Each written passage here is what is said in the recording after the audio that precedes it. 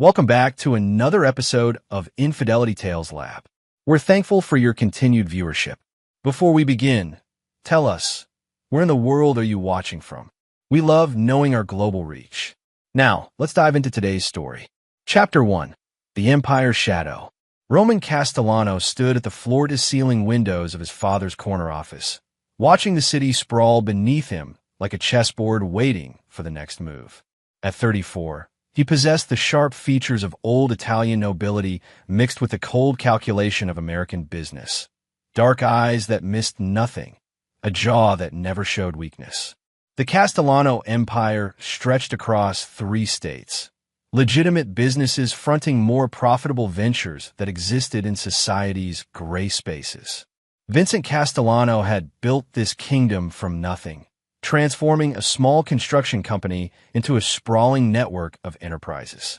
Construction, waste management, real estate development, private security, all interconnected, all profitable, all requiring the kind of respect that came from understanding power's true nature.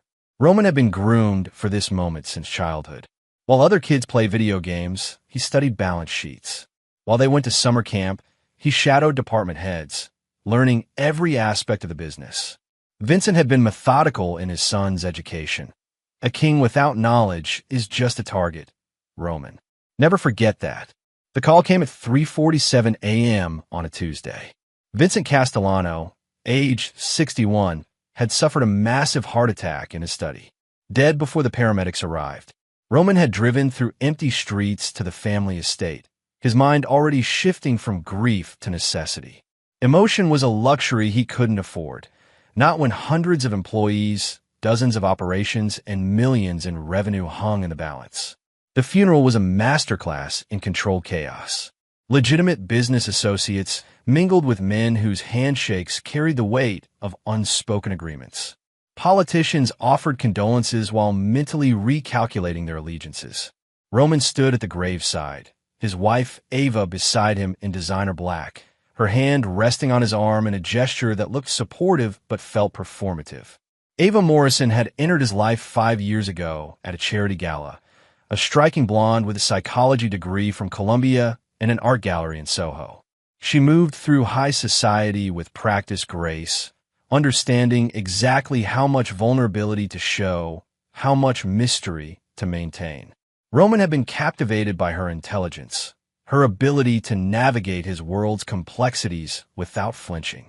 They'd married after a whirlwind 18-month courtship that felt like destiny. But destiny, Roman was learning, was often just camouflage calculation. The company's headquarters occupied 12 floors of a Manhattan skyscraper, its clean lines and modern artwork hiding the true nature of its business. Roman's first official day as CEO began with a board meeting at 8 a.m. sharp. 12 faces around the polished conference table, some family, some longtime associates, all supposedly loyal.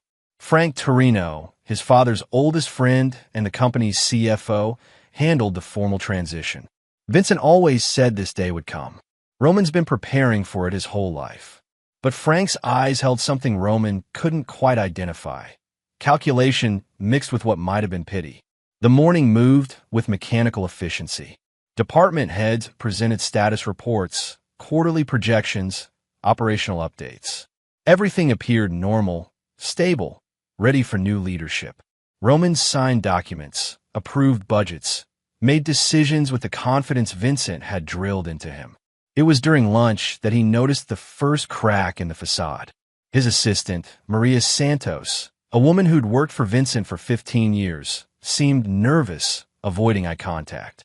When he asked about his afternoon schedule, her hands trembled slightly as she handed him the appointment book. "Everything all right, Maria?" "Of course, Mr. Castellano. Just adjusting to the changes." But Roman had learned to read people the way others read newspapers. Maria wasn't adjusting. She was afraid. The afternoon brought more subtle signs. Conversations that stopped when he entered rooms. Glances exchanged between longtime employees. Phone calls that ended abruptly when he walked past offices. By 5 p.m., Roman felt like he was walking through a building full of strangers wearing familiar faces. He stayed late that evening, alone in his father's, now his office. The space felt hollow without Vincent's presence, like a theater between performances. Roman opened the safe his father had shown him years ago, finding personal documents, emergency cash, and a sealed envelope marked for Roman's eyes only. Inside, Vincent's handwriting filled 3 pages with names, dates, and detailed observations about loyalty within the organization. The final paragraph hit like a physical blow. If you're reading this, I'm gone and you're in charge. Trust no one completely, not even family. Power reveals character, and succession reveals everyone's true intentions. Watch Ava closely. She's been asking too many questions about business operations lately. A beautiful woman with expensive tastes and divided loyalties is more dangerous than any competitor. Remember, respect is earned, fear is given, but betrayal is chosen. Choose your responses accordingly. V. Roman set the letter down with steady hands, though his mind raced. Vincent had suspected something, seen patterns Roman had missed. His father's instincts had kept the empire intact for 30 years. They weren't observations to dismiss lightly. The elevator ride to the parking garage felt longer than usual. Roman's BMW waited in its designated spot, but he took a moment before starting the engine, processing the day's revelations. His father was gone. He was now responsible for an empire built on carefully maintained relationships and precisely calculated risks. And according to Vincent's final message, the people closest to him might be planning his destruction. The drive to their Westchester estate took 45 minutes, giving Roman time to compartmentalize his thoughts. The house sat on 12 acres of manicured landscape, its modern architecture suggesting wealth without ostentation. Ava's Porsche was already in the circular driveway. She'd left the office early for a spa appointment. Roman found her in the living room, perfectly dressed despite supposedly spending the afternoon at a spa, nursing a glass of white wine while scrolling through her phone. She looked up with a smile that at first captured his attention. Warm, genuine, designed to make him forget whatever concerns occupied his mind. "How was your first day as the big boss?" Her tone carried playful affection, but Roman now heard something else underneath. A fishing expedition disguised as wifely interest. "Productive," he replied, settling into the chair across from her. "Learning the rhythms, understanding the current projects. And, are you going to make changes?" The question came too quickly, with too much focus. Roman studied his wife's face, looking for tells he'd previously missed. "Some adjustments are inevitable." "Why do you ask?" Ava's laugh sounded forced. "Just curious about your plans. This is a big transition for both of us." They ate dinner on the terrace, conversation flowing around safe topics, the weather, weekend plans, renovations Ava wanted to make to the guest house. But Roman found himself analyzing every word, every gesture, every pause. His father's warning had shifted his perspective like adjusting a telescope's focus. Suddenly, details that seemed normal revealed themselves as potentially significant. After dinner, Ava excused herself for a bath, claiming the day had been stressful. Roman retreated to his study, ostensibly to review quarterly reports, but actually to think. Vincent's letter had been specific about Ava asking questions about business operations. Roman replayed recent conversations, looking for patterns he'd missed. 3 weeks ago, she'd asked about the company's private security division. 2 weeks ago, she'd wondered about the real estate holdings in New Jersey. Last week, she'd inquired about Frank Torino's role in day-to-day operations. At the time, these seemed like natural curiosity from a spouse trying to understand her husband's professional life. Now they felt like intelligence gathering. Roman opened his laptop and began reviewing email traffic from the past month, looking for any communication that seemed out of place. His access to the company's internal systems was comprehensive. Vincent had made sure his heir could monitor every aspect of the business. What he found in Ava's email account made his blood run cold. She'd been corresponding with someone using an encrypted messaging service, discussing contingency plans and timeline adjustments. The timestamps showed these conversations had been happening for months, long before Vincent's death. Roman leaned back in his chair, pieces clicking into place like a combination lock. Ava hadn't just been gathering information. She'd been planning for Vincent's death, preparing for the power transition that would leave Roman vulnerable.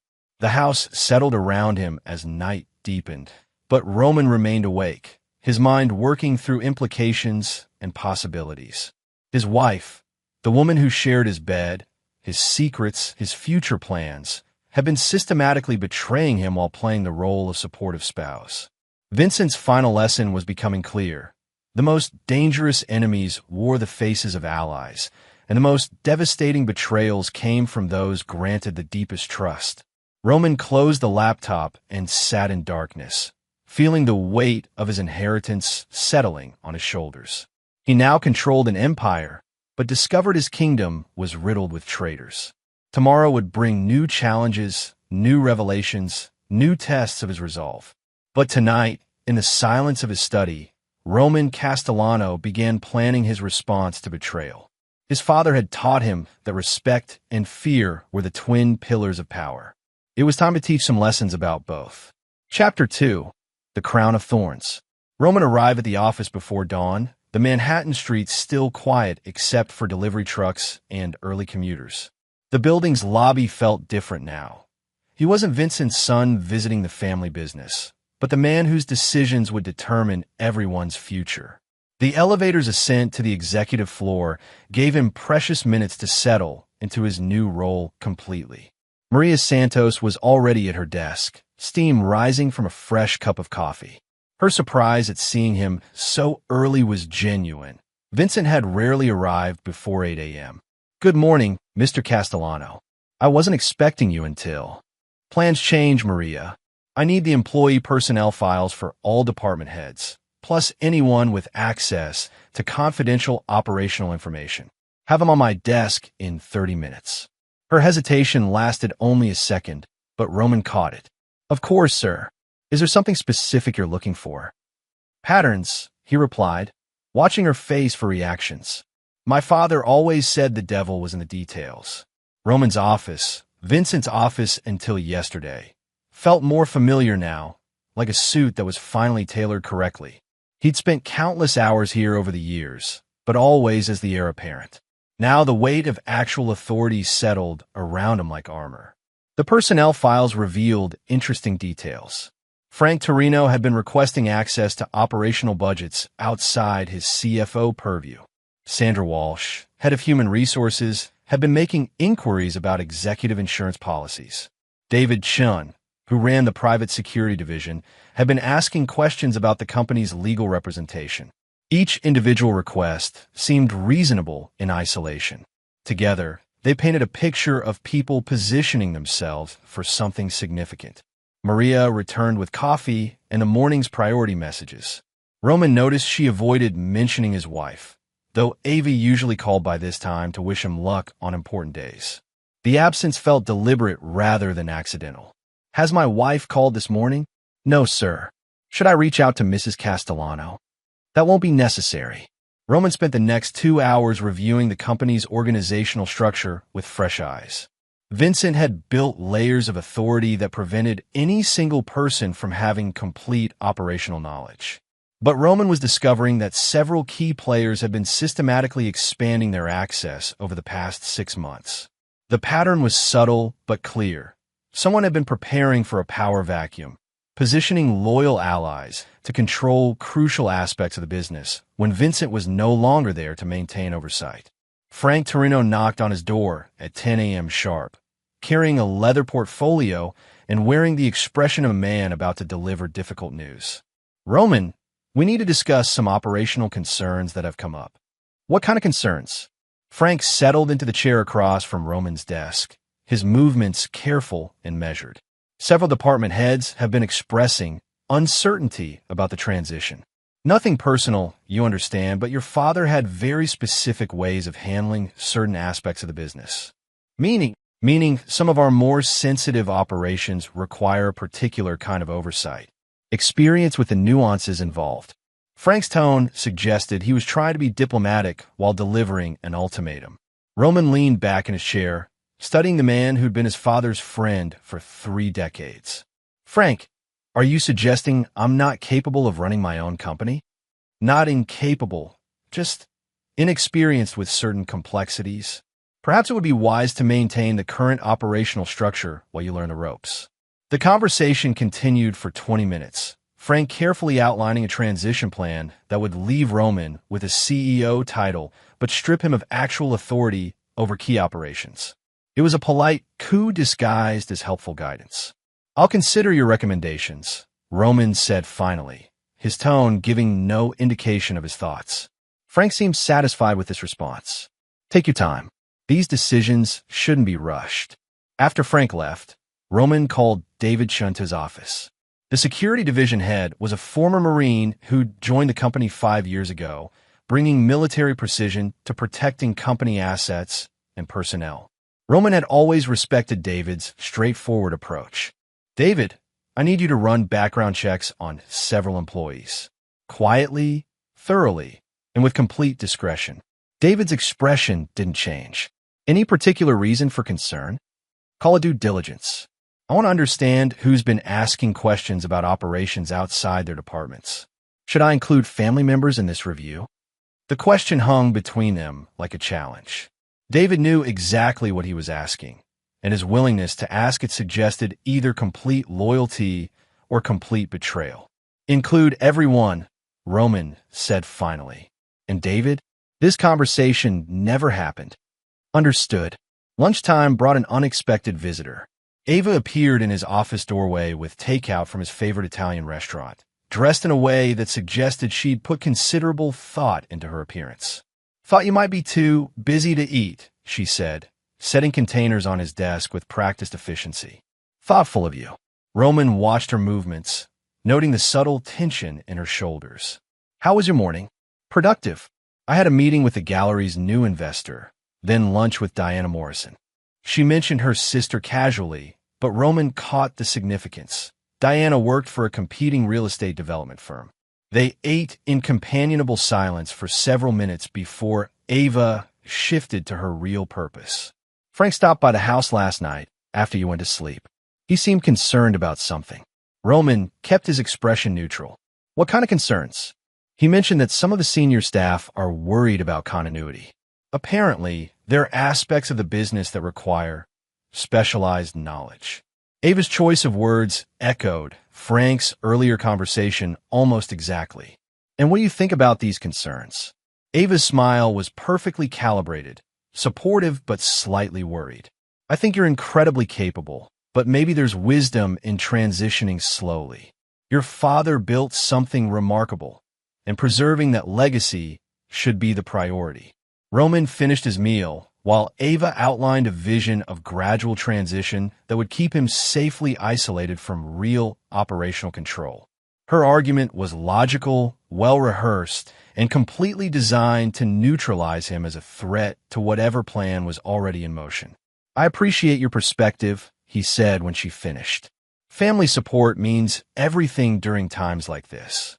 Ava's relief was visible. "I'm glad you see it that way. We're in this together, after all." After she left, Roman sat alone with the implications of what he'd just heard. His wife and his father's oldest friend were coordinating their approach, using identical language and arguments. The conspiracy against him was deeper and more organized than he'd initially suspected. David Chin returned at 4 p.m. with preliminary findings that confirmed Roman's worst fears. "Sir, the background checks revealed some interesting patterns. Several employees have been in regular contact with outside parties over the past 6 months. Financial records show unexplained deposits in personal accounts. Phone records indicate coordination that extends beyond normal business relationships." "How many people are we talking about?" "At least 12 in positions of authority, possibly more. The pattern suggests a well-organized effort to undermine your succession." Roman absorbed this information without visible reaction. "And family members?" David's pause spoke volumes before he answered. "Mrs. Castellano has been meeting regularly with Tony Marchetti." The name hit Roman like a physical blow. Tony Marchetti was his cousin, Vincent's nephew, and someone who'd always believed he should inherit control of the family business.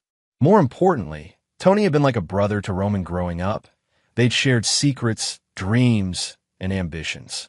How regularly? Weekly meetings for the past 3 months. Always in private locations, always using personal vehicles rather than company cars. Roman stared out the window at the city below, processing the magnitude of the betrayal. His wife and his cousin, the two people he'd trusted most completely, had been planning his downfall while he grieved his father's death and prepared to honor Vincent's legacy. David, I need you to arrange comprehensive surveillance on everyone we've discussed. I want to know where they go, who they meet, what they say. Can you handle that without compromising operational security? Absolutely. Should I include contingency plans for if the situation escalates? What kind of contingencies? David's military background showed in his tactical thinking. Physical security for you and your assets. Isolation protocols for hostile actors. Neutralization strategies if necessary. Roman considered this for a long moment. Vincent had always said that business was war conducted by other means, but Roman was beginning to understand that sometimes war was simply war. Prepare the contingencies, but don't implement anything without my direct authorization. Understood, sir. As evening approached, Roman made a decision that would have been unthinkable 24 hours earlier. He called his personal attorney, requesting an immediate review of all legal documents related to the company structure, his marriage, and his father's estate. The pieces were becoming clear. Ava and Tony had been preparing for Vincent's death, positioning themselves to manipulate Roman's inexperience and grief. They'd recruited allies within the company, promised benefits to those who supported their coup, and systematically undermined his authority before he'd even assumed it. But they'd made one crucial miscalculation. They'd assumed Roman would react with emotion rather than calculation, that grief would make him vulnerable rather than focused. They'd never considered that Vincent's son might possess the same ruthless intelligence that had built the empire they were trying to steal. Roman left the office that evening with a new understanding of his position. He wasn't just inheriting a business. He was inheriting a war that had been planned and prepared during his father's final months. The enemy had taken the field, chosen their positions, and expected easy victory over an unprepared opponent. They were about to discover their mistake. The drive home took him through Queens, past neighborhoods where Vincent had first learned the rules of power and respect. Roman found himself thinking about those early lessons, understanding now why his father had been so insistent on teaching him that loyalty was earned through strength, never through weakness. Tomorrow would bring new challenges, new revelations about the scope of the conspiracy against him. But tonight, Roman Castellano was no longer Vincent's grieving son. He was a man who'd inherited a crown of thorns and was prepared to wear it. The war for his empire was about to begin. Chapter 3. The Resignations Symphony. Roman entered his office the next morning to find 32 resignation letters arranged on his desk like a coordinated assault. Each envelope was identical. Expensive paper, formal letterhead, precise timing. The symbolism was unmistakable. His supposed allies had chosen this moment to abandon ship, leaving him isolated and presumably powerless. Maria Santos stood in the doorway, her face pale with what Roman now recognized as guilty knowledge. They were delivered by messenger service at 7 a.m., sir. All at once. Roman picked up the first letter, Frank Torino's resignation, effective immediately. The language was professionally respectful, but emotionally cold, citing philosophical differences regarding operational direction and concern for the company's future stability. Sandra Walsh from Human Resources had written 3 paragraphs explaining her difficult decision to pursue other opportunities. David Chin's letter was characteristically brief. Effective immediately, I am resigning my position as head of security. Best wishes for your future endeavors. One by one, Roman read through the carefully crafted betrayals. Department heads, senior managers, longtime family associates, all presenting identical reasoning for their sudden departure. The coordination was flawless, the timing devastating. But Roman felt no devastation. Instead, cold calculation settled over him like armor. His enemies had just revealed themselves completely, abandoning subtlety for dramatic effect. They'd expected shock, panic, desperate attempts to negotiate their return. Instead, they'd given him a comprehensive list of everyone who needed to be destroyed. Maria, cancel all my morning appointments and get my wife on the phone. Tell her I need to see her immediately. Should I try to reach any of the department heads? Perhaps there's been some misunderstanding. No misunderstanding, Roman interrupted. They've made their positions clear. Ava arrived within 30 minutes, her expression carefully crafted to suggest concerned confusion. She wore a charcoal gray suit that made her look both professional and sympathetic. The perfect outfit for comforting a husband whose world was supposedly collapsing. Roman, what's happening? Maria said there was some kind of emergency. Roman gestured to the resignation letters spread across his desk. 32 resignations. All delivered this morning. All citing the same concerns about my leadership capabilities. Ava's performance was flawless. Shock, followed by outrage, followed by protective anger. That's outrageous. How dare they abandon you during such a difficult time? Interesting choice of words. Abandon suggests they were ever really with me to begin with. Roman watched his wife process this comment, seeing her recalibrate her approach in real time. What do you mean? I mean, this level of coordination doesn't happen overnight. This has been planned for months. He leaned back in his chair, studying her face. The question is whether you're as surprised as you're pretending to be. For just a moment, Ava's mask slipped. Roman saw calculation replace confusion, strategy override emotion. Then the performance resumed, but he'd seen enough. Roman, you're obviously under enormous stress. Maybe you should consider that some of these concerns might be legitimate. Your father had very specific relationships with these people. My father had very specific warnings about certain people. Ava's eyes sharpened. What kind of warnings? Roman stood and walked to the window, letting silence build between them. When he spoke, his voice carried a new edge. Not the grief-stricken son she'd been manipulating, but something harder and infinitely more dangerous. Ava, do you remember our second date? You asked me what I'd learned from my father about business. I told you he taught me that the most important skill in leadership was recognizing when people were lying to you. I remember. What does that have to do with? I'm very good at recognizing lies now. Roman turned to face her directly. And I've been lied to extensively by people I trusted completely. The silence stretched between them like a blade. Ava's composure held, but Roman could see her mind racing through options, assessing risks, preparing new strategies. If you have something to say to me, just say it. Roman smiled. Not the warm expression she was used to, but something cold and predatory. I'm saying that everyone who resigned today made a serious miscalculation. They assumed I'd be weak, that I'd panic, that I'd beg them to reconsider their decisions. And you won't. I don't negotiate with traitors. The word hung between them like a declaration of war. Ava's careful composure finally cracked, revealing the intelligence and calculation that had been hidden beneath years of performance. Roman, you're making a mistake. These people aren't your enemies. They're trying to protect something your father spent his life building. Maybe you should listen to their concerns instead of assuming conspiracy where none exists. Where's Tony? The question came without warning, catching Ava off guard. What? My cousin Tony. Where is he this morning? How would I know where Tony is? Roman opened his desk drawer and pulled out photographs David Chun had provided, images of Ava and Tony meeting in coffee shops, restaurants, parking garages. Months of secret meetings documented in stark black and white. Ava stared at the photos without speaking, her face cycling through emotions before settling on cold resignation. The performance was finally over. How long have you known? Does it matter? Roman spread the photos across his desk like playing cards. The question is whether you're going to continue lying or start explaining. Ava sat down heavily, her careful posture dissolving into something more genuine and infinitely more dangerous. Your father was 71 years old and running a business that required someone half his age. Tony has been handling most of the real operational decisions for the past 2 years. And you thought he should inherit instead of me.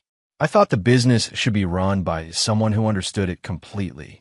Ava's voice carried no apology, only pragmatic calculation. You've been kept away from the sensitive operations, Roman. You know the legitimate businesses, but you don't understand how everything really works. Roman felt pieces clicking into place. So you and Tony decided to stage a coup. We decided to prevent a disaster. Ava leaned forward, her intelligence finally visible without pretense. Roman, there are aspects of this business that could destroy you if handled incorrectly. People who could expose everything if they lost confidence in leadership. Tony knows how to manage those relationships. You don't. Yet, the word carried implications that made Ava pause. What do you mean? I mean that education can be acquired. Relationships can be rebuilt. Trust can be earned. Roman's smile was sharp as broken glass. But betrayal is permanent. Ava stood abruptly, her composure cracking further. Roman, if you're in charge of this company, we're out. All of us.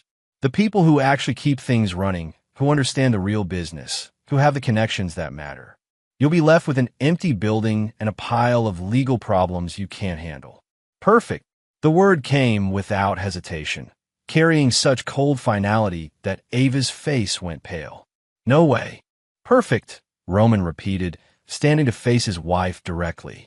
Because now I know exactly who my enemies are, what they're planning, and how they've been positioning themselves. You just handed me a complete list of everyone who needs to be removed. Ava backed toward the door, finally understanding that her husband wasn't the grief-stricken heir she'd been manipulating. Roman, you don't understand what you're doing. These people have information that could what? Destroy me? Expose family secrets? Bring down everything my father built. Roman's laugh was without humor. Ava, do you think Vincent Castellano's son reached adulthood without learning how to handle dangerous people with dangerous information? You're making a mistake.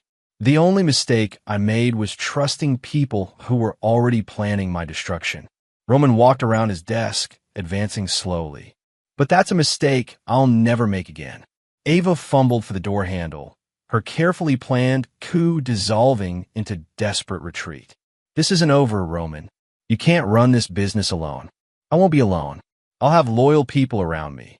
People who understand that betrayal has consequences. And what about us? What about our marriage? Roman's expression didn't change. Our marriage ended the moment you started planning with Tony. Everything since then has been theater. Ava left without another word, her heels clicking against the marble floor like a countdown timer. Roman remained standing by his window, watching the city below and feeling the weight of absolute clarity. His enemies had revealed themselves completely, abandoning subtlety for what they'd assumed would be a decisive strike. They'd expected panic, negotiation, desperate attempts to maintain relationships that had been poisoned months ago. Instead, they'd freed him from any obligation to show mercy. Roman returned to his desk and began making phone calls. Not to the people who'd resigned. They were already dead to him. Instead, he called contact his father had made over 30 years of careful relationship building. Lawyers, accountants, investigators, security specialists. People who understood that loyalty was rewarded and betrayal was punished.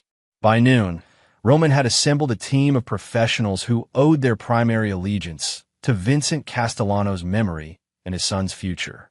By evening, he would have comprehensive intelligence on every aspect of the conspiracy against him.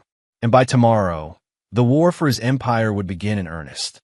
Maria Santos appeared in his doorway as afternoon shadows lengthened across the office. Mr. Castellano? Should I prepare termination paperwork for the employees who resigned? No need, Maria. They've already terminated themselves. Roman looked up from the strategic notes he'd been making. But I do need you to prepare new contracts for their replacements. We're going to rebuild this company with people who understand loyalty and the operational issues they mentioned, the sensitive aspects of the business. Roman's smile was cold as winter. Those will be handled by people who understand that some lessons are only learned once. The Resignations symphony had played its final note. Now it was time for Roman Castellano to compose a very different kind of music, one that would teach his enemies exactly what happened to those who mistook grief for weakness. Chapter 4. The Hunter's Education. Roman spent his first week alone in the building like a detective studying a crime scene. With a mass exodus of senior staff, he had unprecedented access to offices, files, and systems that had previously been compartmentalized. What he discovered painted a picture of systematic preparation for his father's death that went back nearly a year. Frank Torino's office yielded the most damning evidence. Hidden in a locked filing cabinet that Roman opened with his master key were detailed financial projections showing how the company would be restructured under Tony's leadership.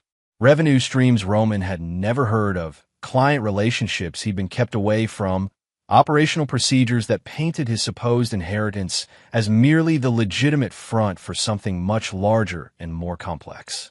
Vincent's empire wasn't just construction and waste management. It was a carefully orchestrated network of services that operated in the spaces between legal and illegal, providing solutions for people who couldn't solve problems through conventional means. Private security that occasionally became private enforcement. Real estate development that sometimes required convincing reluctant sellers. Waste management that disposed of more than just garbage. Roman had always known his father's business existed in gray areas, but the scope of operations revealed in these files was staggering. Vincent had built an organization that served as the infrastructure for half the questionable business dealings in 3 states. And Roman had been deliberately kept ignorant of all of it. Sandra Walsh's computer contained correspondence with employment agencies, showing she'd been recruiting Tony's people to replace key personnel months before Vincent's death. David Chin's security files revealed surveillance reports on Roman himself, his movements, his relationships, his potential vulnerabilities documented with clinical precision. But the most devastating discovery came in Ava's personal effects, which she'd left behind in her hurried departure. Hidden in her designer handbag was a burner phone containing text messages that revealed the true scope of the conspiracy. Roman suspects something. We may need to accelerate the timeline.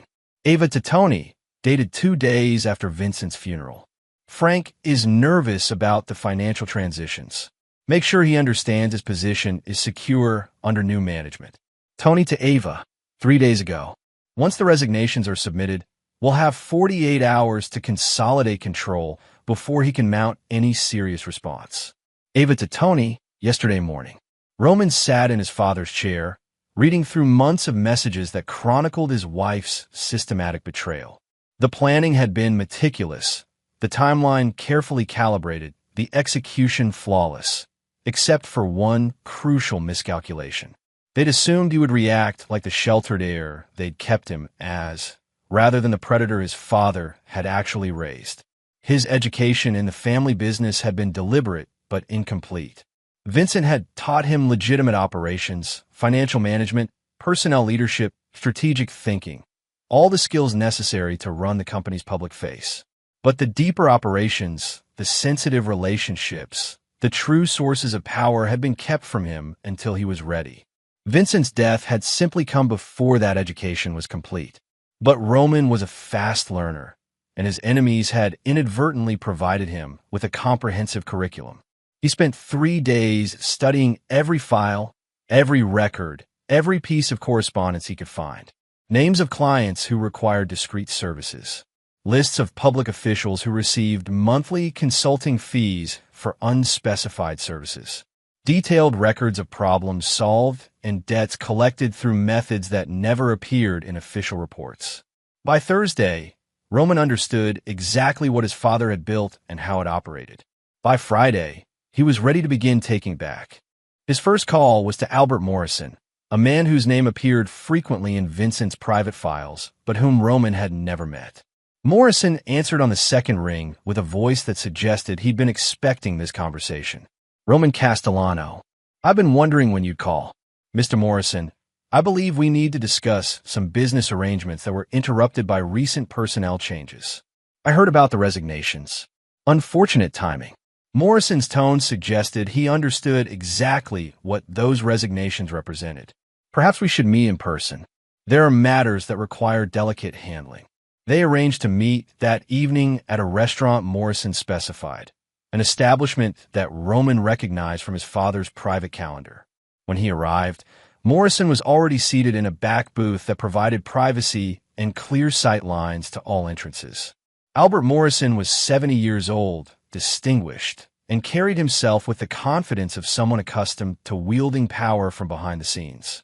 His handshake was firm, his eyes calculating, his manner suggesting this was an interview as much as a business meeting. "Your father and I worked together for 25 years. Morrison began without preamble. He solved problems for people who couldn't solve them through conventional means. The question is whether you understand what that really meant. I'm learning. Learning isn't enough in this business. Understanding is essential, but commitment is everything." Morrison leaned forward. "Roman, the services your father provided required absolute discretion, complete reliability, and the kind of judgment that comes from understanding consequences. Can you provide those qualities?" Roman met the older man's gaze directly. "Mr. Morrison, my father's death was the beginning of a carefully planned coup designed to strip me of everything he built. The people who organized that coup made one crucial error. They assumed I'd react with weakness rather than strength. I'm here because I intend to prove them wrong." Morrison smiled for the first time. "Good. Because the alternative to working with you is working with Tony Marchetti, and that boy has always confused ambition with capability." Over the next 2 hours, Morrison outlined a network of relationships that Vincent had spent decades building. Judges who owed favors for problems quietly resolved. Politicians who'd received campaign contributions in exchange for regulatory flexibility. Business leaders who needed assistance with competitors or unions or legal complications that couldn't be addressed through normal channels. Your father never left evidence, never made threats, never did anything that could be traced back to official business. But when people needed certain kinds of problems to disappear, they came to Vincent, and he delivered results. What kinds of problems? The kind that end careers, destroy reputations, or send people to prison if they're not handled correctly. Morrison's expression was serious. "Roman, are you prepared to inherit that level of responsibility?" Roman thought about Ava's betrayal, Tony's coup, the systematic dismantling of everything Vincent had built. He thought about 32 resignations designed to leave him powerless and isolated. He thought about years of being kept from understanding his own heritage. "Mr. Morrison, I'm prepared to inherit everything my father built, and I'm prepared to use it. Then we should discuss your immediate problems." Tony has been reaching out to our mutual contacts, suggesting that the transition wasn't as smooth as originally planned. He's positioning himself as the more experienced alternative. "And what do you think of his position?" Morrison's laugh was cold. "I think Tony Marchetti is an ambitious child who never understood that this business is built on trust earned over decades. He assumes he can inherit Vincent's relationships through intimidation and promises he's not equipped to keep. Meaning he's already made mistakes that are going to cost him dearly. And you're going to help me ensure those costs are extracted properly." Roman felt pieces clicking into place. "What kind of mistakes?" "The kind that happen when someone tries to manage sensitive operations without understanding the full scope of what's involved." Morrison leaned back. Tony has been promising continuity to clients while fundamentally misunderstanding how their problems were actually solved. He's created vulnerabilities that your father would never have allowed. Over the next hour, Morrison detailed a situation that was spiraling beyond Tony's control. A federal judge who'd received assistance with a gambling problem was now being pressured for favorable rulings. A city councilman who needed help with a DUI was being asked to approve contracts he couldn't legally support. A construction company owner who'd required labor negotiation assistance was being pushed to accept terms that would expose the entire operation. Tony believes that fear is the only tool necessary for control. He never learned that sustainable power comes from being indispensable rather than threatening. And these clients are becoming nervous. These clients are becoming desperate. And desperate people make terrible decisions that expose everyone involved. Morrison's expression grew serious. "Roman, within 2 weeks, Tony's approach is going to create a crisis that could bring down everything your father built. Unless someone intervenes." Roman understood the opportunity being presented. "What kind of intervention?" "The kind that demonstrates you understand how this business really works. The kind that shows these clients why Vincent Castellano's son is someone they should trust." Morrison smiled. the kind that ensures Tony Marchetti learns the cost of overreaching. They spent another hour discussing specifics, names, dates, leverage points, and strategic approaches. Morrison provided Roman with contact information for Vincent's key clients, along with detailed briefs on their situations and needs.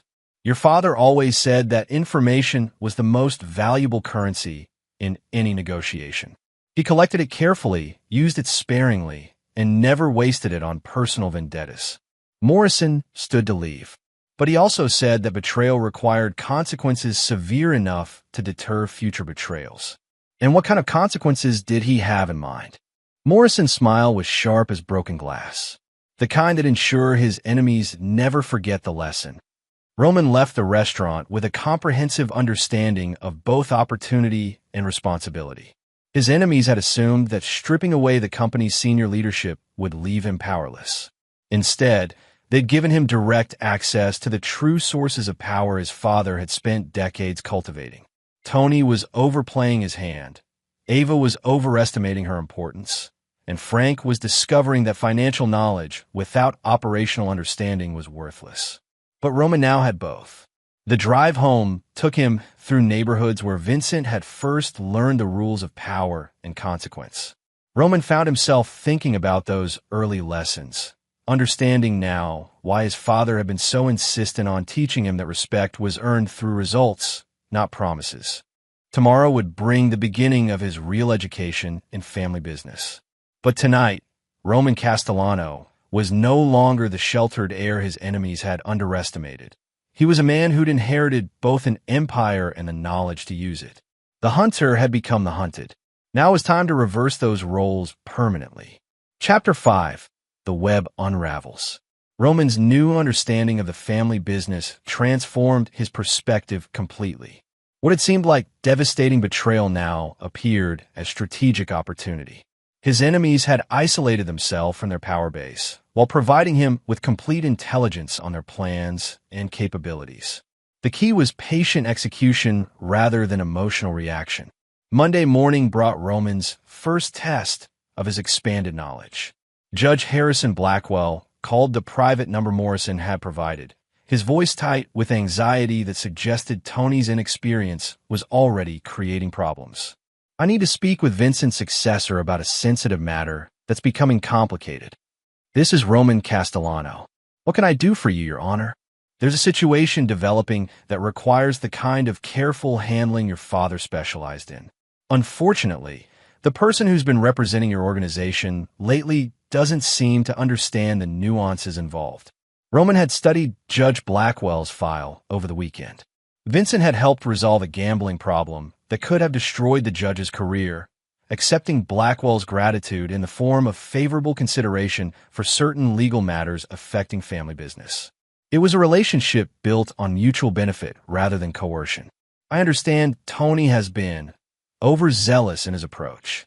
Overzealous is generous. He's demanding rulings that would expose both of us to federal investigation. Your father never asked for anything that would compromise my position. He understood that protecting his assets meant protecting mine. Roman made careful notes, while Blackwell explained the pressure campaign Tony had initiated.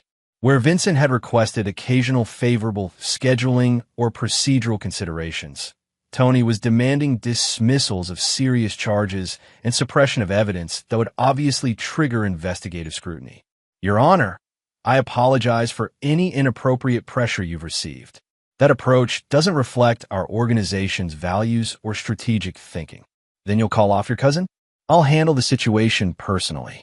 And Your Honor, moving forward, any request for assistance will be reasonable, strategic, and mutually beneficial. You have my word. The relief in Blackwell's voice was obvious. Thank you. Your father was a man who understood long-term thinking. I hope you've inherited that perspective. Roman's second call came from City Councilman Paul Hendricks, who'd received Vincent's help with a DUI that could have ended his political career.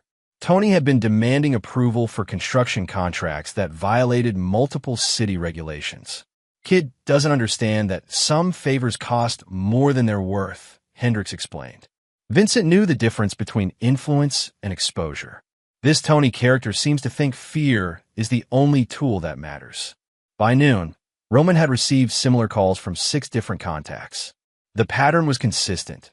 Tony was burning through political capital Vincent had spent years accumulating, demanding immediate returns that would expose the entire network to law enforcement scrutiny.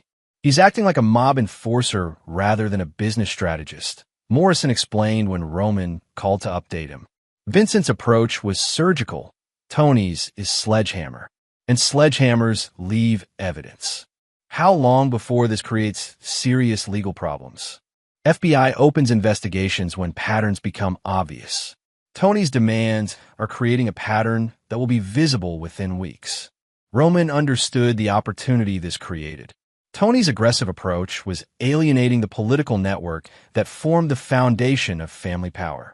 If Roman could demonstrate a more sophisticated understanding of these relationships, he could rebuild loyalty while positioning Tony for catastrophic failure.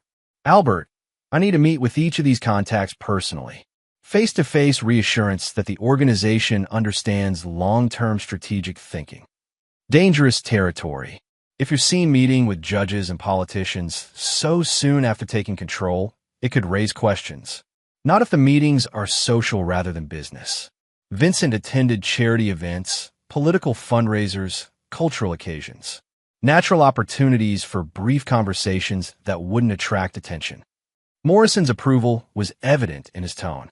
Your father's son, after all. There's a fundraiser Thursday evening for the Children's Hospital. Half the city council will be there, plus 3 judges and 2 state senators. Roman spent the next 3 days preparing for what amounted to his debut in his father's shadow world. Morrison provided detailed briefs on each contact, their personalities, interests, family situations, and preferred approaches to sensitive conversations. Roman studied the information with the intensity he'd once applied to legitimate business negotiations. Thursday evening's fundraiser was held at the Plaza Hotel, 500 guests, informal attire, supporting pediatric cancer research. Roman arrived fashionably late, allowing him to survey the room and identify key targets before beginning his careful campaign of relationship rebuilding. Judge Blackwell was near the silent auction displays, examining vacation packages with his wife. Roman approached with practiced casualness, purchasing a bid on a weekend in the Hamptons that happened to be adjacent to items the judge was considering. Beautiful evening for a good cause, Roman commented, his tone suggesting polite social conversation rather than business discussion. Indeed, your father was always generous with charitable contributions. Blackwell's response carried layers of meaning. Acknowledgement of Vincent's civic involvement and appreciation for his discreet approach to relationship management. He taught me that community support creates connections that benefit everyone involved. Roman's careful phrasing suggested understanding without explicit acknowledgement of their business relationship. They spent 5 minutes discussing the hospital's needs and the importance of pediatric research. But Blackwell's relaxed demeanor when they parted indicated that Roman had successfully communicated his intention to honor his father's sophisticated approach to political relationships. Similar conversations with Councilman Hendricks, State Senator Patricia Walsh, and 3 other contacts followed throughout the evening. Each interaction was brief, social, and designed to demonstrate that Roman understood the subtle protocols Vincent had established. The key message was consistent. Unlike Tony's aggressive demands, Roman would honor the mutually beneficial relationships his father had built. But the evening's most important encounter was completely unexpected. Roman was leaving the men's room when he nearly collided with Detective Lieutenant Maria Santos, his assistant sister, and someone whose name had appeared frequently in Vincent's private files without explanation. The family resemblance was obvious once Roman knew to look for it. Mr. Castellano, I heard about your recent leadership transition. Detective Santos, I wasn't aware you knew my family's business. Maria Santos studied him with intelligent eyes that missed nothing. Your father and I had occasional conversations about matters of mutual interest. Professional courtesy between people who understood the importance of community stability. Roman felt pieces clicking into place. Vincent had cultivated relationships within law enforcement just as carefully as he'd built political connections. Detective Santos wasn't just his assistant sister. She was an intelligence source and early warning system for potential legal problems. I hope those conversations can continue under new management. That depends on whether new management understands the delicate balance your father maintained. Santos's tone carried subtle warning. Some people believe that authority comes from intimidation rather than cooperation. Those people create problems for everyone involved, including law enforcement, especially law enforcement. When someone starts making noise that attracts federal attention, everyone in the area becomes a potential target. Santos glanced around the crowded ballroom. Your cousin has been making a lot of noise lately. Roman understood the warning and the opportunity. Detective, I believe in the same community-focused approach my father practiced. Stability benefits everyone, and instability threatens everyone. Good to hear. Because instability sometimes requires intervention from people who prefer stability. The implication was clear.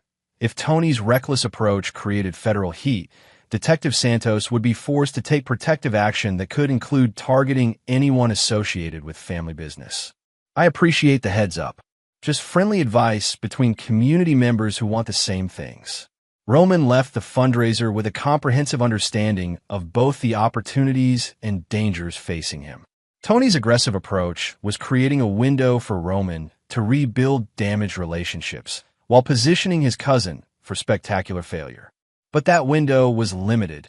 If Tony's recklessness triggered federal investigation, everyone connected to family business would become potential targets. The drive home took him past the construction sites where Vincent had first built legitimate business to support less visible operations. Roman found himself thinking about the careful balance his father had maintained, understanding now why Vincent had been so insistent on teaching him patience and strategic thinking. Roman's education in the shadow world was accelerating, but his real test would come when he moved from rebuilding relationships to actively destroying his enemies. The network Vincent had built would support him, but only if he proved worthy of the trust his father had earned through decades of careful relationship management. The web of conspiracy against him was unraveling, but Roman needed to ensure that when it collapsed completely, his enemies were trapped in the wreckage. Tomorrow would bring the next phase of his campaign, turning Tony's alienated allies against him while positioning himself as the only alternative to catastrophic exposure.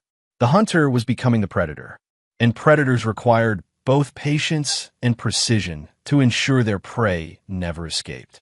Chapter 6. The Predator's Patience. Roman's strategy crystallized during a sleepless Tuesday night spent studying surveillance reports David Chun had provided before his resignation. Chen's betrayal stung more than the others because Roman had genuinely respected the man's military professionalism. But betrayal often came wrapped in the most convincing packages. The reports revealed that Tony's operation was even more disorganized than Morrison had suggested. His cousin was operating from a warehouse in Queens, surrounded by men whose loyalty had been purchased rather than earned. The surveillance showed a pattern of meetings with increasingly desperate clients, aggressive confrontations with reluctant allies, and strategic mistakes that painted Tony as someone playing far above his understanding. But the most valuable intelligence came from financial records that Chun had apparently copied before his departure. Tony was hemorrhaging money, paying inflated salaries to maintain loyalty while taking on operational costs Vincent had always avoided through careful relationship management. More importantly, Tony was using family business accounts to fund his shadow operation, accounts that Roman, as legitimate CEO, could freeze with a single phone call. Roman made that call Wednesday morning. Frank, I need to discuss some irregularities in our financial systems. Frank Torino's voice carried the weary resignation of a man who'd gambled everything on the wrong horse. What kind of irregularities?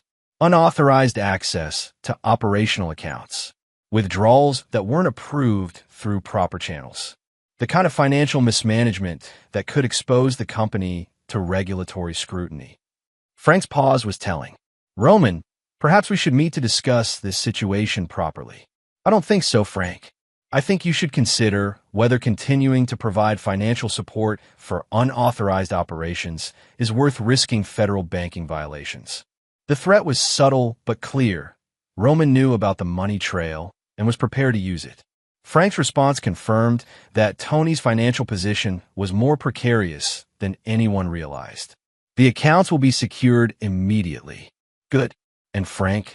My father always said that loyalty was demonstrated through actions, not words. I hope you'll consider that perspective when making future decisions. Roman's next call was to Albert Morrison, who'd been monitoring Tony's deteriorating relationships with increasing satisfaction. Your cousin just lost his primary funding source. How long before that creates operational problems? Days, not weeks. He's been paying people premium rates to maintain loyalty. Without access to family accounts, he'll need to find alternative funding or start losing personnel. And where would he look for alternative funding? Morrison's pause suggested he was considering implications Roman had already calculated. That depends on how desperate he becomes, and how poor his judgment proves to be. Roman understood. Men under financial pressure made decisions they'd never consider under normal circumstances. And Tony's judgment had already proven questionable. Albert, I need you to arrange a meeting with someone who's been causing Tony particular problems. Someone whose situation demonstrates the difference between my approach and his. Judge Blackwell. Perfect. They met Friday evening at Morrison's private club, a discreet establishment that had served powerful men for over a century. Judge Blackwell arrived precisely on time, his manner suggesting this was a conversation he'd been anticipating.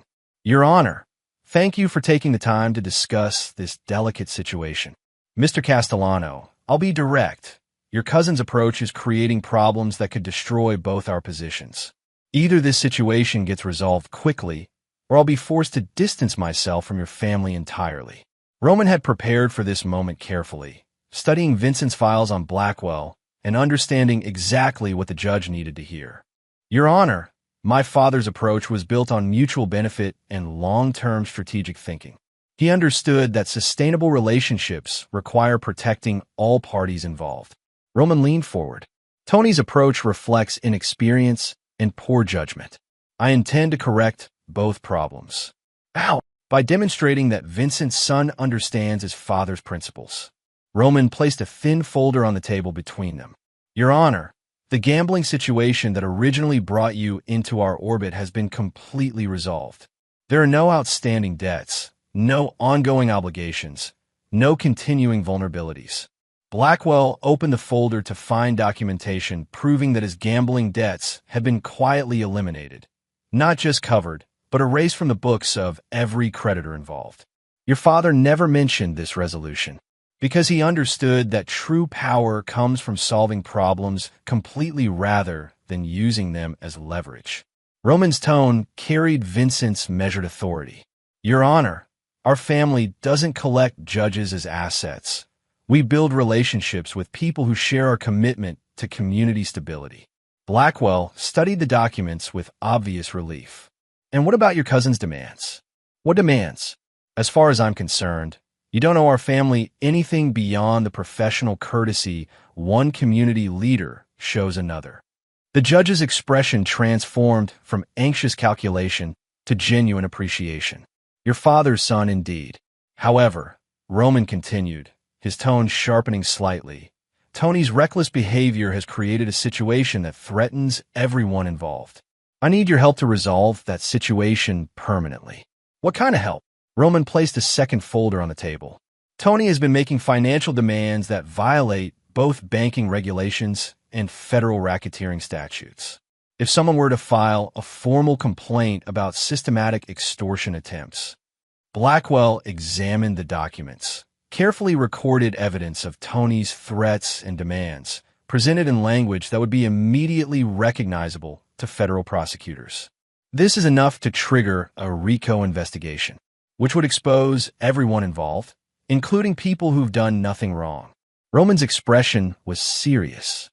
Unless the investigation could be narrowly focused on specific individuals who've been operating outside established protocols.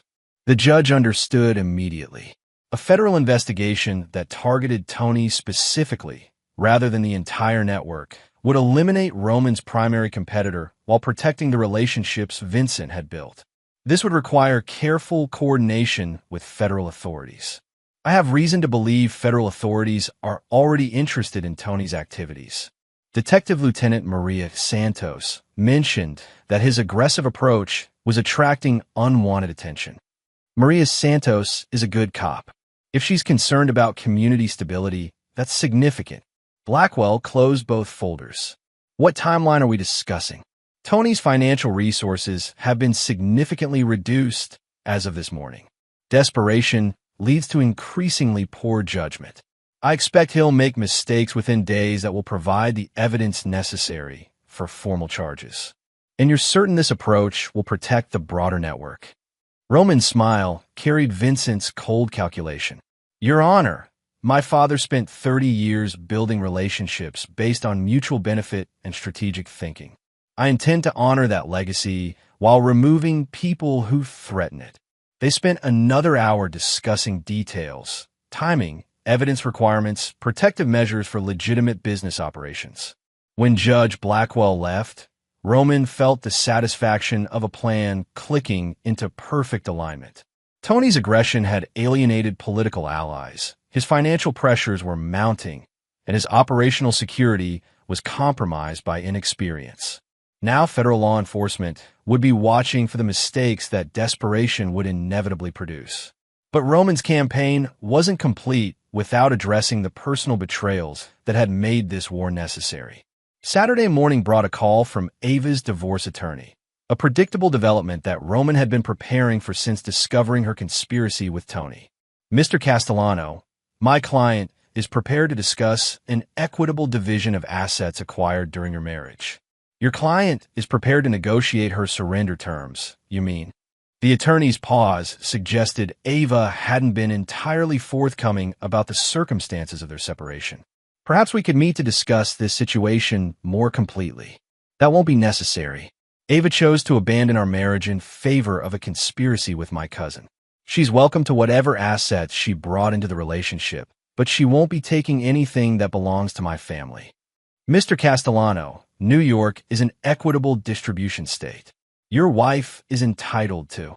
My wife is entitled to whatever a federal judge decides she's entitled to after reviewing evidence of her systematic betrayal of spousal privilege and conspiracy to defraud family business assets.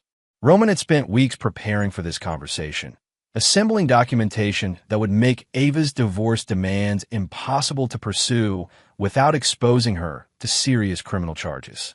I think there's been some misunderstanding. No misunderstanding. Your client participated in conspiracy, wire fraud, and attempted extortion. If she wants to pursue divorce proceedings, she's welcome to explain those activities to a federal magistrate. The attorney ended the call without further discussion. Within hours, Roman received a text from Ava's personal phone. We need to talk. His response was immediate. No, we don't. By Sunday evening, Roman had successfully isolated Tony financially, positioned him for federal investigation, and neutralized Ava's ability to claim any portion of family assets. The network of relationships Vincent had built was being carefully restored under Roman's leadership, while his enemies found themselves trapped in consequences of their own creation. But the campaign's final phase would require moving beyond defensive strategy to active elimination of threats. Tony's desperation was predictable, but desperate men were often most dangerous when they had nothing left to lose. Roman spent Sunday night in his father's study, surrounded by Vincent's private files and strategic notes. Tomorrow would bring the beginning of the end for his enemies, but victory required ensuring they never had opportunity for revenge or recovery. The predator had shown patience. Now it was time to demonstrate precision. Chapter 7. The First Strike. Monday morning brought news that confirmed Roman's strategic assessment. Tony had attempted to rob a legitimate family business account and triggered automatic federal banking alerts. The desperation Roman had predicted was manifesting exactly as planned, but faster than even he had anticipated. Detective Lieutenant Maria Santos called Roman's private line at 8 a.m., her voice carrying the professional efficiency of someone delivering expected intelligence. Your cousin made some poor decisions over the weekend. Federal banking investigators are now involved in what started as a simple accounting irregularity. How unfortunate for Tony. How fortunate for people who prefer stable community relationships. Santos's tone suggested this conversation was being recorded for protective purposes. Mr. Castellano, federal investigations have a way of expanding beyond their original scope. Community leaders who demonstrate cooperation and transparency tend to avoid complications. I appreciate the guidance, Detective. Cooperation with legitimate law enforcement has always been our family's policy. Good to hear. There may be opportunities to demonstrate that cooperation in coming days. Roman understood. Federal investigators would want to understand the scope of Tony's unauthorized activities, which would require testimony from legitimate business leaders who'd been injured by his criminal behavior. His second call came from Albert Morrison, whose intelligence network had been monitoring federal activity since Tony's banking violation had triggered automatic alerts. It's moving faster than we anticipated. FBI Financial Crimes Unit opened a formal investigation this morning. They'll want to interview anyone with knowledge of unauthorized account access. And what should those interviews reveal? That Anthony Marchetti has been systematically violating federal banking regulations while claiming to represent family business interests. That his activities were unauthorized, illegal, and conducted without knowledge or approval of legitimate leadership. Roman felt pieces clicking into place with mechanical precision. Albert, I need you to arrange a meeting with whoever's running the federal investigation.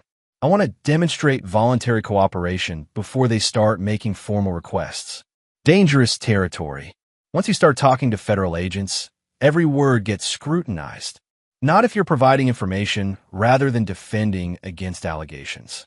Roman's tone carried Vincent's calculated confidence. I'm not a target of their investigation. I'm a victim of Tony's criminal activities. By noon, Morrison had arranged a meeting with Special Agent Catherine Williams, who was leading the federal financial crimes investigation. Williams agreed to meet at Morrison's law office, suggesting she understood the delicate nature of the situation. Agent Williams was 45 years old, 15 years with the Bureau, and possessed the kind of analytical intelligence that had built a successful career investigating complex financial conspiracies. She arrived precisely on time, carrying a leather portfolio and the confident manner of someone who'd conducted hundreds of similar interviews. Mr. Castellano, thank you for agreeing to meet with us. As you know, we're investigating potential banking violations involving accounts associated with your company. Agent Williams, I'm grateful for the opportunity to clarify the situation. My cousin's unauthorized activities have created serious problems for our legitimate business operations. Williams opened her portfolio and consulted notes that suggested she'd already conducted extensive preliminary investigation. Can you walk me through the account structure and authorization protocols for your company's financial systems? Roman spent 30 minutes providing detailed information about legitimate business operations, account access procedures, and internal controls Vincent had established to prevent unauthorized transactions. He demonstrated comprehensive knowledge of proper protocols while making clear that Tony's activities had violated every established safeguard. Agent Williams, when I discovered unauthorized access to company accounts, I immediately secured the systems and began internal investigation. That's when I learned the scope of my cousin's criminal activities. What kind of activities? Roman provided carefully documented evidence of Tony's unauthorized withdrawals, systematic account manipulation, and attempts to forge authorization documents. The evidence painted a picture of escalating financial crimes that had accelerated after Vincent's death. Mr. Castellano, these documents suggest your cousin was planning some kind of financial takeover of family business assets. Agent Williams, my cousin was attempting systematic theft while claiming to represent family interests. He used his position of trust to commit crimes that have severely damaged our company's reputation and operational capability. Williams reviewed the documents with obvious professional interest. This level of documentation suggests you've been investigating the situation for some time. since the day I discovered unauthorized account activity. My father built this company through legitimate business practices and careful financial management. I won't allow criminal behavior to destroy that legacy. And you're prepared to testify about these findings? Absolutely. Corporate integrity requires cooperation with law enforcement when crimes are discovered. The interview continued for another hour, Williams asking detailed questions about Tony's access to company systems, his relationships with other employees, and the timeline of his unauthorized activities. Roman answered every question completely, providing information that positioned Tony as a criminal acting without authority while demonstrating his own commitment to legitimate business practices. Mr. Castellano, is there anything else you think we should know about this situation? Roman placed a final folder on the table. Agent Williams, I believe my cousin's criminal activities extend beyond simple banking violations. These documents suggest he may have been using company resources to fund illegal operations. Williams examined documentation showing Tony's payments to individuals with serious criminal records, his rental of properties associated with money laundering, and his meetings with known federal targets. The evidence suggested a pattern of criminal activity that extended far beyond unauthorized account access. This is very helpful information. We'll need to investigate these connections thoroughly. Of course. And Agent Williams? If additional evidence comes to light, you'll be contacted immediately. Our family has always believed that cooperation with law enforcement protects legitimate business interests. When Williams left, Roman felt the satisfaction of a plan executing with mechanical precision. Tony's desperation had led him to commit federal crimes that would now trigger comprehensive investigation of his entire operation. The evidence Roman had provided would ensure that investigation focused on Tony's criminal activities rather than legitimate family business. But the afternoon brought an unexpected complication. Ava appeared at Roman's office without announcement, bypassing security through methods that suggested she still maintained allies within the building. She entered his office like she belonged there, her confidence suggesting she believed their relationship provided leverage Roman couldn't ignore. Roman, we need to discuss this situation before it gets completely out of hand. No, we don't. And your presence here demonstrates poor judgment that could be interpreted as criminal trespass. Ava's composure faltered slightly, but she pressed forward with the desperate calculation of someone whose options were rapidly disappearing. Roman, Tony's situation affects both of us. If federal investigators start examining family business operations, everyone gets exposed. Everyone who is involved in criminal activities gets exposed. People who maintained legitimate business practices have nothing to worry about. You think you can just throw Tony to the federal prosecutors and walk away clean? Ava's voice carried the edge of panic. Roman, he knows things about family operations that could implicate everyone. Roman leaned back in his chair, studying his wife with the cold assessment he'd learned from watching Vincent evaluate potential threats. Ava, what exactly do you think Tony knows? He knows about the real business. The services your father provided, the relationships he maintained, the ways problems got solved when legal channels weren't sufficient. And what makes you think federal investigators care about historical business practices when they have comprehensive evidence of current criminal activities? Ava's face went pale as she realized the implications of Roman's question. You set him up. I provided federal investigators with evidence of crimes Tony actually committed. His desperation led him to violate federal banking regulations while attempting to steal company assets. Those aren't fabricated charges. They're documented criminal activities. But the timing was determined by Tony's poor judgment and financial desperation. I simply ensured that when he made inevitable mistakes, appropriate authorities would be notified. Ava stared at him with growing horror as she understood the scope of what Roman had orchestrated. You destroyed him. I protected legitimate family business interests from criminal attack. Tony destroyed himself through greed and inexperience. And what about me? Roman's smile was cold as winter. What about you? You chose to conspire against your husband in favor of a criminal enterprise. Those choices have consequences. Roman, I made mistakes, but we can work through this. We can rebuild. No, We can't. Roman stood and walked to his window, looking out at the city where Vincent had built an empire through careful relationship management and strategic thinking. Ava, our marriage ended the moment you started planning with Tony. Everything since then has been theater. I want to make this right. Then you should leave New York. Permanently. Before federal investigators decide your involvement in Tony's criminal activities warrants closer examination. Ava left without another word. Her confident entrance transformed into desperate retreat. Roman watched her go with the satisfaction of a problem finally resolved.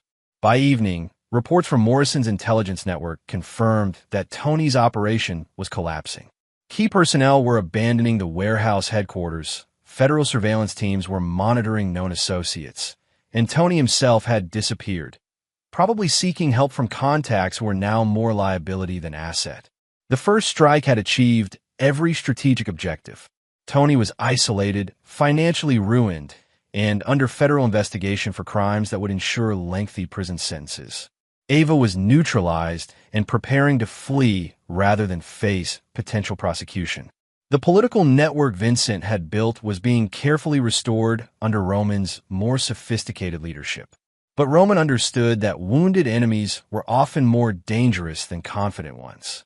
Tony's desperation would lead to increasingly reckless decisions, and desperate men sometimes chose to destroy what they couldn't control. The campaign's next phase would require ensuring that Tony's inevitable final mistakes were contained and directed toward his own destruction rather than broader damage to family interests. The predator had drawn first blood. Now it was time to ensure the prey couldn't escape or retaliate. Chapter 8: The Noose Tightens. Tuesday morning brought confirmation that Tony's situation was deteriorating faster than even Roman had anticipated. Federal surveillance teams had tracked his cousin to a rundown motel in Newark, where he was apparently attempting to coordinate some kind of desperate response to his collapsing empire. But desperation made men unpredictable, and unpredictable men posed risks that required careful management. Roman's first call came from Detective Santos, whose voice carried the urgency of someone dealing with an escalating situation. Your cousin contacted several known criminals overnight. The kind of people who solve problems through violence rather than negotiation. How much of a threat are we discussing? The kind that could create collateral damage if not handled properly. Roman, desperate men with criminal connections sometimes choose to settle scores rather than accept defeat. Roman understood the warning. Tony's connection to violent criminals meant his final moves might target Roman personally rather than limiting themselves to business competition. Detective, what kind of protective measures would you recommend?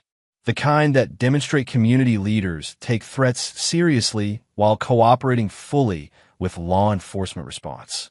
Translation: increase personal security while ensuring any violence could be traced directly to Tony's criminal associations rather than legitimate family business. Roman's second call was to Morrison, whose legal expertise would be crucial for navigating the increasingly complex situation.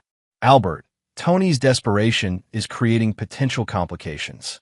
I need comprehensive legal protection and strategic guidance for managing violent threats. How violent are we talking? The kind that might require physical response rather than legal maneuvering. Morrison's pause suggested he was calculating risks and opportunities with the same analytical precision Vincent had taught Roman to apply to strategic problems.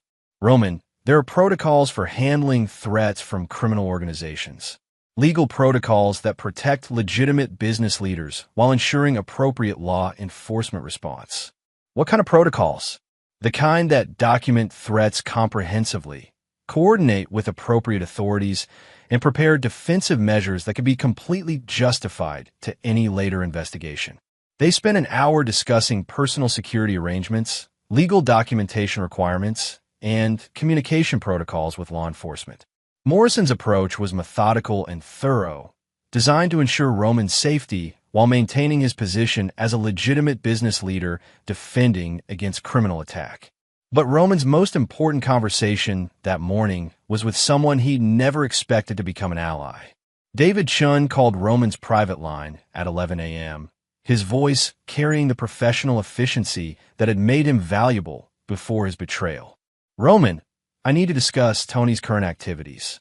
The situation has developed beyond what any of us anticipated. David, you resigned from family employment to join Tony's operation. Why would I discuss anything with you? Because Tony's planning something that could get people killed, including you. Roman felt ice forming in his veins. Explain. Tony hired 3 men from a crew in Brooklyn, professional criminals with experience in targeted violence. He's paying them to send a message about challenging his authority. What kind of message? The permanent kind. Roman, he's lost perspective completely. He believes killing you will consolidate his control over family operations. Roman processed this information with the analytical calm Vincent had drilled into him during countless strategic discussions. Tony's desperation had led him to cross the line from financial crime to planned murder, a development that created both opportunities and enormous dangers. David, why are you telling me this? Because I signed up to work security for a business transition, not to participate in murder. There are lines I won't cross. And what do you expect in return for this intelligence? Nothing. I made poor judgment in supporting Tony's operation, but I won't be party to killing Vincent's son. Roman felt a grudging respect for David's position. What's the timeline? Tonight. Tony's hired guns are planning to intercept you between your office and home. Make it look like a robbery gone wrong. Location, probably the Queensboro Bridge approach. Limited visibility, multiple escape routes. Easy to stage a car accident that turns violent. Roman spent the next hour coordinating with Morrison and Detective Santos to arrange appropriate response to Tony's planned attack. The legal framework was clear. A legitimate business leader defending against criminal assault had every right to protective measures, including private security and law enforcement coordination. More importantly, Tony's decision to hire professional killers had elevated his criminal activities to a level that would justify federal racketeering charges and potential life sentences. But Roman's response would need to be carefully calibrated to ensure Tony's violent intentions were documented and neutralized without creating broader complications for family business operations.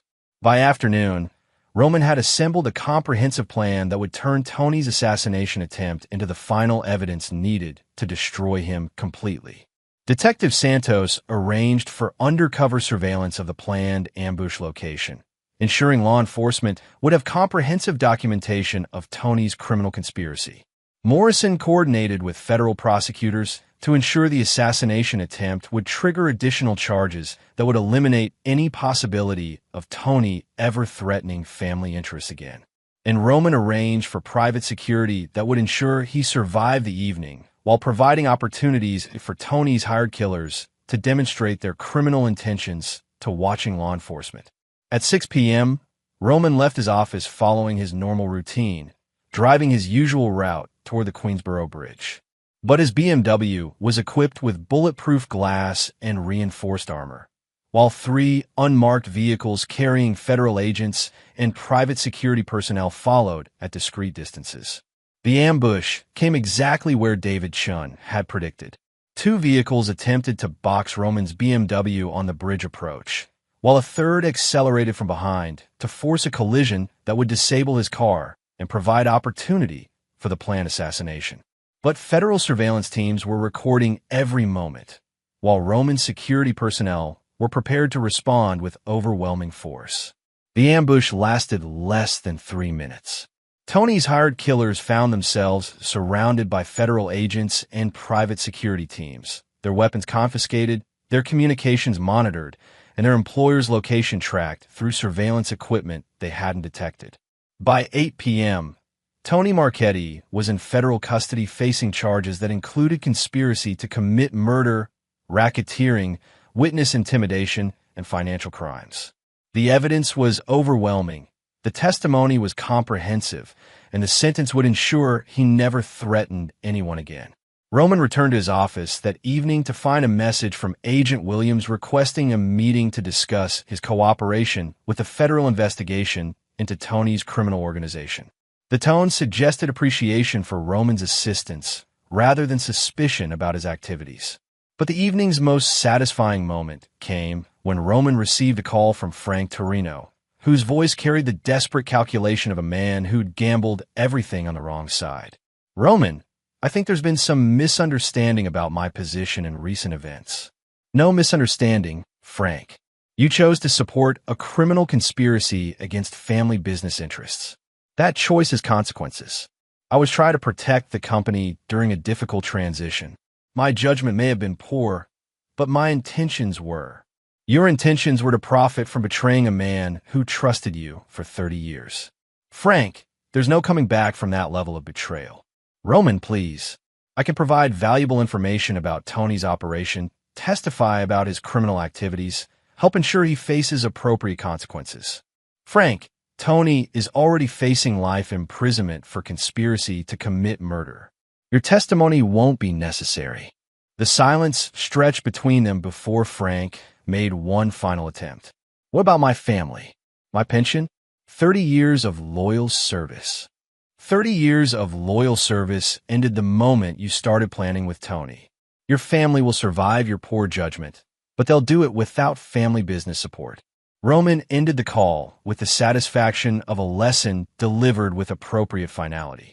Frank's attempt to return to the family fold after Tony's arrest demonstrated exactly why forgiveness was a luxury legitimate business leaders couldn't afford.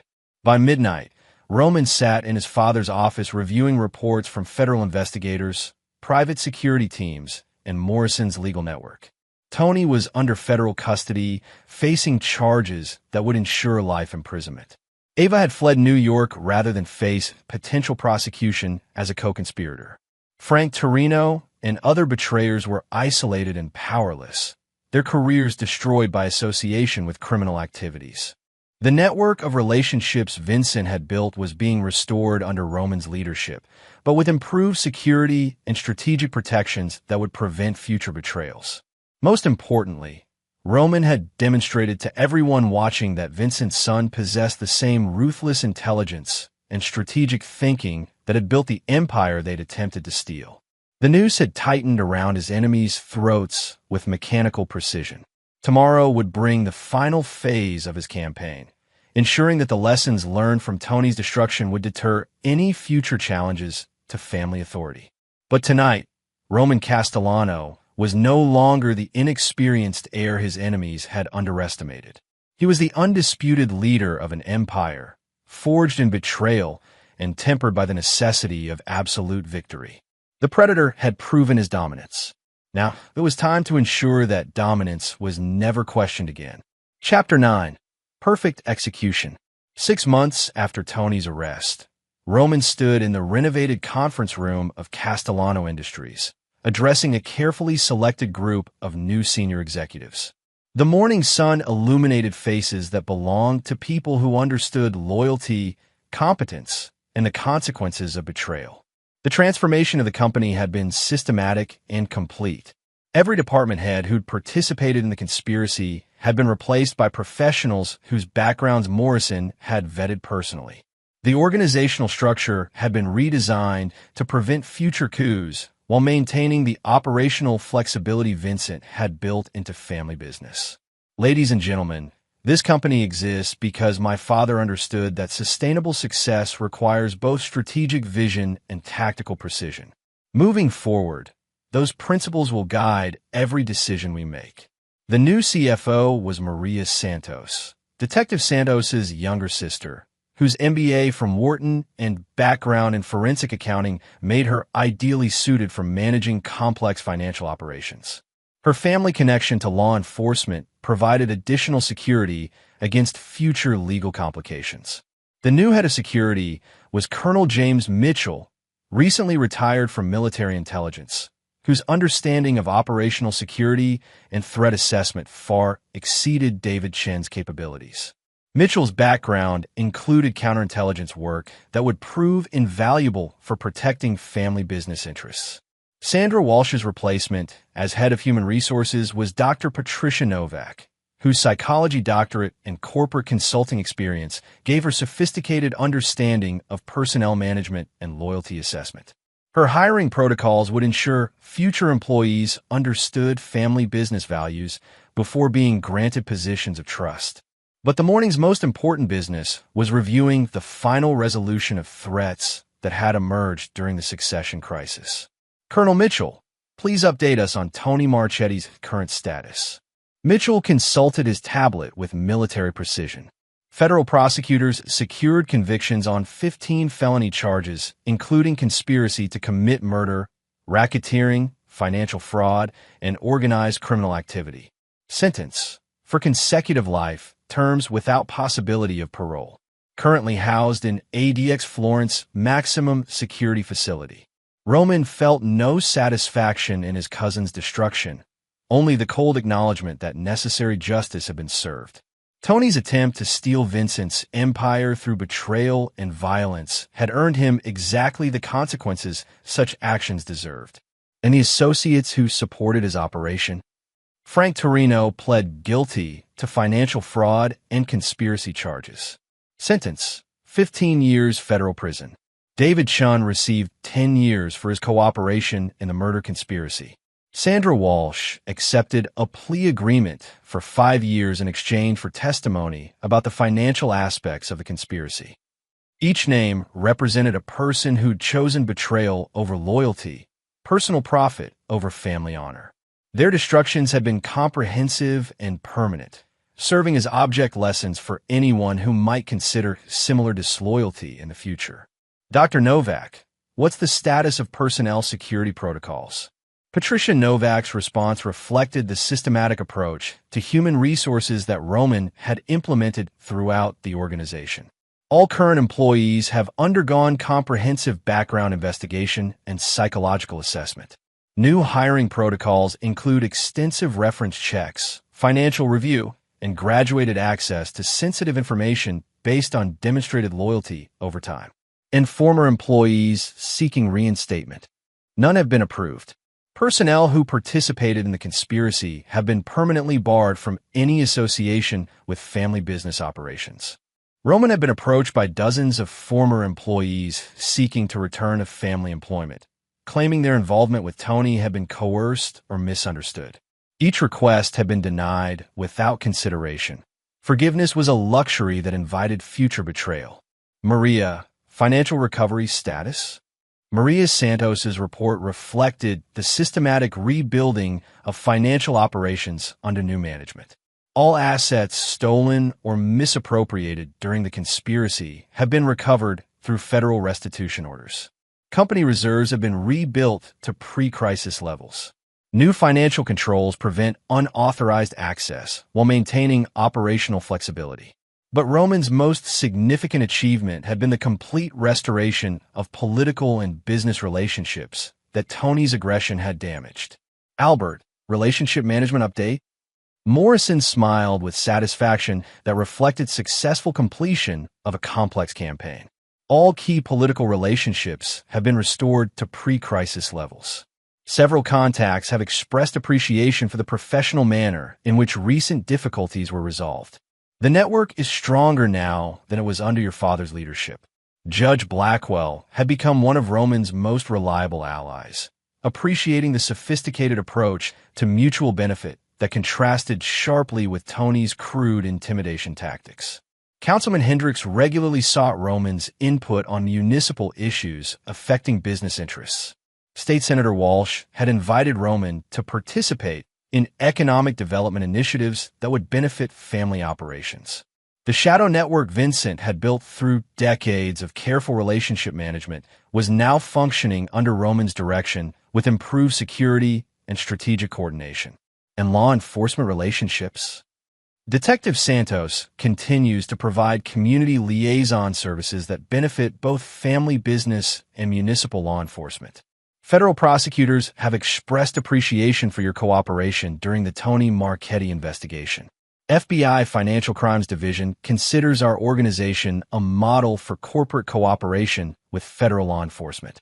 Roman's decision to present family business as a victim of Tony's criminal conspiracy rather than a participant in questionable activities had positioned the organization as a law enforcement ally rather than a target for investigation. But the meeting's final agenda item addressed the personal consequences of betrayal that had made this transformation necessary. Ava Marchetti's current status? Morrison's expression grew cold. Your former wife relocated to Los Angeles following her divorce filing withdrawal. She's attempting to establish an art gallery using funds she removed from joint accounts before federal asset freezes were implemented. Roman had allowed Ava to escape with a small portion of money she'd accumulated independently, recognizing that completely destroying her would serve no strategic purpose. But escape didn't mean forgiveness. Her business prospects? Limited. Gallery financing has been difficult to secure due to background checks that reveal her involvement in the conspiracy. She's operating on minimal capital with poor prospects for expansion. Roman had ensured that Ava's betrayal would follow her permanently, making success in her chosen field nearly impossible without directly threatening her safety. She would live with the consequences of her choices without enjoying the benefits she'd attempted to steal. The meeting concluded with reports on new business opportunities that Roman's strengthened organization was pursuing, legitimate contracts that built on Vincent's foundation while expanding into areas that would ensure long-term family prosperity. As executives filed out of the conference room, Roman remained standing at the window that offered views of the Manhattan skyline, where Vincent had first taught him to recognize opportunity and assess threats. The empire was secure, stronger than before the succession crisis, and protected by improved security protocols that would prevent future betrayals. The political network was functioning smoothly under leadership that understood sophisticated relationship management. The financial foundations were solid and growing under professional management that prioritized sustainable growth over short-term profit. Most importantly, everyone connected to family business now understood that loyalty was rewarded generously while betrayal was punished without mercy or forgiveness. Roman's phone buzzed with a text message from an unknown number. Roman, I made terrible mistakes. Is there any possibility of forgiveness and reconciliation? Ava. His response was immediate. No. The word carried the finality of absolute judgment. Ava had chosen betrayal over loyalty, conspiracy over marriage, personal profit over family honor. Those choices had consequences that would last forever, regardless of regret or desperation. Roman deleted the message and blocked the number, erasing the last connection to a woman who demonstrated that beautiful faces often concealed poisonous intentions. As afternoon shadows lengthened across his office, Roman reviewed the strategic position he'd achieved through systematic destruction of his enemies. Tony would spend the rest of his life in maximum security prison, his criminal empire dismantled and his associates scattered or imprisoned. Frank Torino and other conspirators faced lengthy sentences that would ensure they never threatened family interests again. Ava lived in exile, her betrayal following her like a curse that would prevent success or happiness. The lessons were clear and comprehensive. Loyalty to the Castellano family was rewarded with prosperity and protection, while betrayal was met with destruction so complete that mercy became irrelevant. Roman had inherited Vincent's empire and earned the right to expand it through demonstration of the same ruthless intelligence and strategic thinking that had built the foundation of family power. The succession crisis was over. The empire was secure, and everyone who might consider future challenges understood exactly what happened to those who confused Vincent's son's youth with weakness. Roman Castellano had proven himself worthy of his inheritance through fire and blood, betrayal and vengeance. Now he would build on that foundation with the knowledge that true power came not from fear alone, but from the absolute certainty that betrayal carried consequences too terrible to risk. The war was won. The empire was his. And forgiveness was a luxury he would never offer to those who'd chosen to be his enemies. Perfect execution of perfect justice. Vincent would have been proud. And there you have it. Another story comes to an end. What did you think? I'd love to hear your thoughts in the comments below. If you enjoy this story, consider joining our community by subscribing. It means the world to us. For more stories like this one, check out the recommended videos on screen. And I'll see you there.